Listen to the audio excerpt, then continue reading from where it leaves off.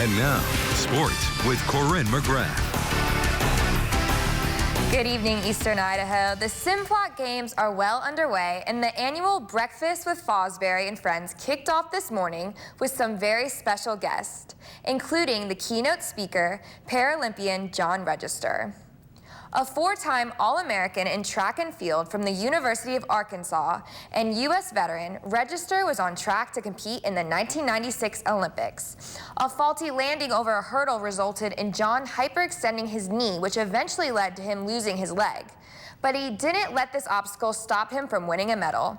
After rehabilitation with a prosthetic leg, John made it to the Paralympics in Sydney, Australia in the summer of 2000, where he won the silver medal in the long jump. John reflected on what it means for him to see young athletes competing in track and field events at the Simplot Games.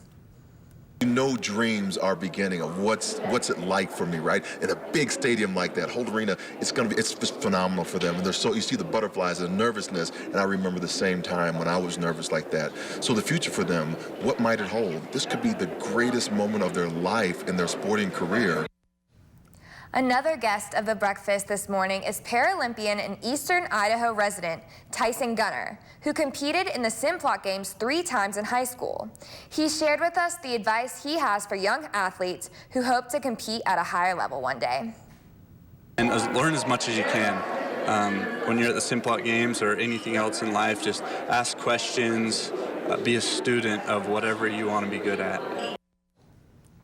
Today was another event-packed day at the Simplot Games. All the athletes who placed in the preliminaries will compete tomorrow in the finals. And as exciting as finals are, the most unique aspect about the Simplot Games is the fact it's an open meet, meaning athletes don't need a certain qualifying time or distance to be able to compete in these games. I spoke with the meet director, Greg Burch, today. This is his 35th Simplot Games, and he shared that for many kids, this is their Olympics.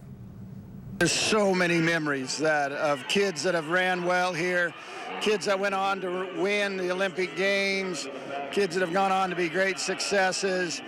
You know, there's the outstanding athletes, but then there's just some really cool human stories of kids that have just really given their all, some that weren't as great at athletes as others, but came and triumphed and, you know, gave that winning spirit.